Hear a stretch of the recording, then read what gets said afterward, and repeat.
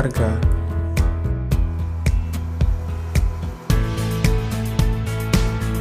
Halo, saya Yoga Ferdian. Dan saya Andre Maulana Farhan.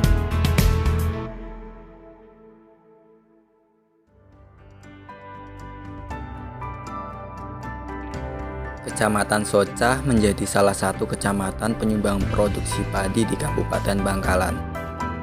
Produksi padi di kecamatan ini pada tahun 2012 mencapai hampir 13.000 ton. Selain itu, mayoritas masyarakat di kecamatan ini bekerja sebagai petani. Adapun permasalahan yang dihadapi oleh petani di Kecamatan Socah, Kabupaten Bangkalan ialah penurunan produksi padi yang juga dialami oleh beberapa kabupaten di Jawa Timur.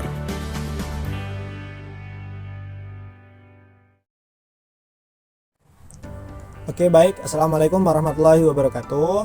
Salam sehat dari kami. Perkenalkan, kami dari kelompok 5 mohon izin untuk mempresentasikan hasil kerja dari kelompok kami.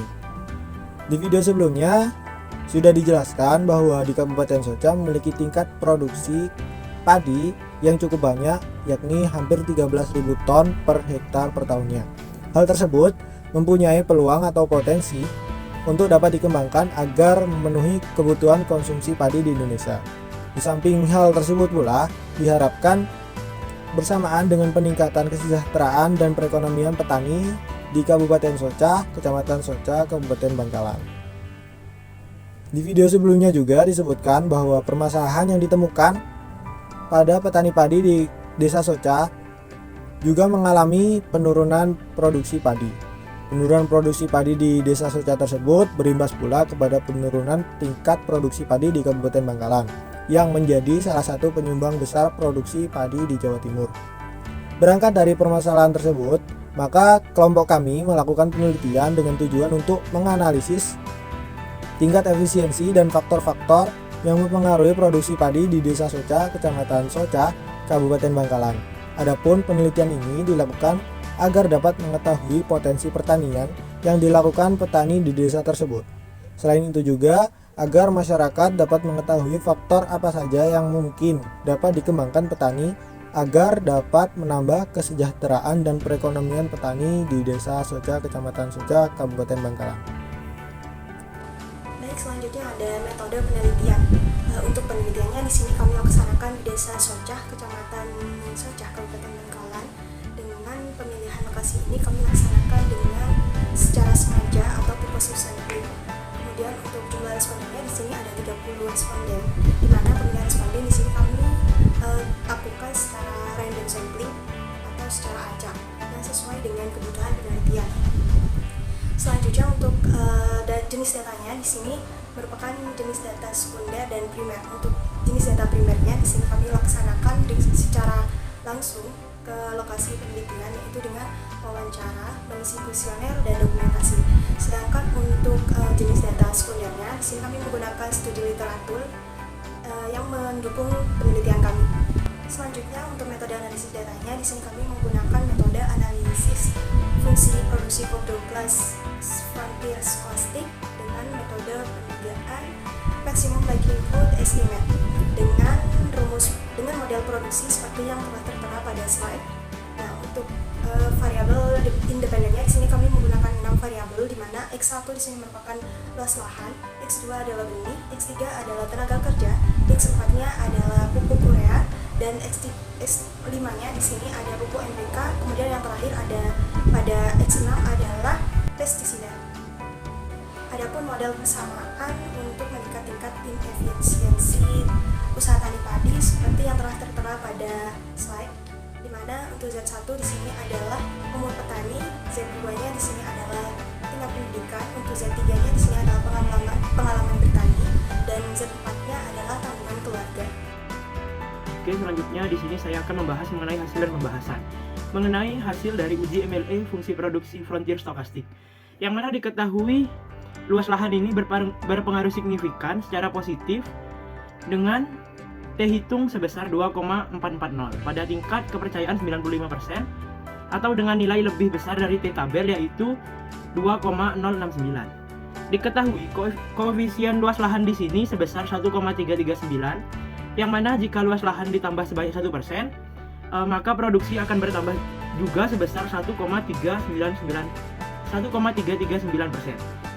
Hasil tersebut sejalan dengan kondisi dan keterangan masyarakat di lapangan, di mana mayoritas masyarakat ini memiliki luas lahan yang kurang dari 1 hektar, sehingga apabila luas lahan tersebut ditambahkan, akan mengalami kenaikan produksi. Lalu terdapat pupuk urea yang memiliki pengaruh signifikan secara negatif terhadap produksi, di mana dengan T hitung sebesar 2,440 pada tingkat kepercayaan 95%, dengan nilai lebih dari T tabel sebesar minus 5,201.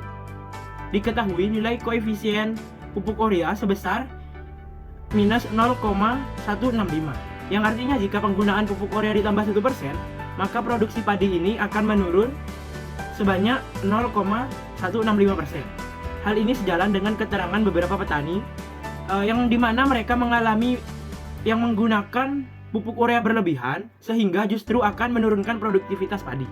Di sini terdapat tabel hasil analisis inefisiensi teknis usaha tani padi, yang mana Z1 merupakan umur, Z2 merupakan tingkat pendidikan, Z3 merupakan pengalaman bertani, Z4 merupakan jumlah tanggungan keluarga.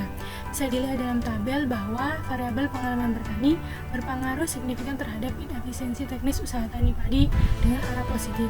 Hal ini menunjukkan bahwa semakin lama pengalaman bertani, maka akan semakin menambah inefisiensi. Hal tersebut tidak sesuai dengan teori di mana semakin banyak pengalaman seorang dalam bertani, maka akan meningkatkan efisiensi teknis produksi dari usaha tani padi. Penelitian ini sejalan dengan penelitian yang dilakukan oleh Hidayati dan Cekia pada tahun 2021, di mana pengalaman bertani juga berpengaruh signifikan terhadap meningkatkan inefisiensi teknis pada usaha tani padi. Sedangkan untuk jumlah tanggungan keluarga berpengaruh negatif dengan taraf signifikan sebesar 10%. Hal tersebut menunjukkan bahwa semakin banyak tanggungan keluarga, maka akan mengurangi inefisiensi teknis usaha tani padi. Hal tersebut tidak sejalan dengan penelitian yang dilakukan oleh Hestina pada tahun 2017, yang mana hasil variabel tanggungan keluarga tidak berpengaruh signifikan terhadap inefisiensi teknis usaha tani padi. Kemudian selanjutnya ada tingkat efisiensi teknis pada usaha tani padi di Desa Soca.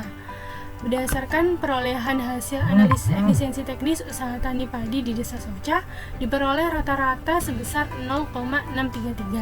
Hasil analisis rata-rata efisiensi menunjukkan bahwa usaha tani padi di Desa Soca kurang efisien secara teknis. Persentase tingkat efisiensi teknis dalam persen lebih dari 80%, yakni sebanyak 16,7% petani.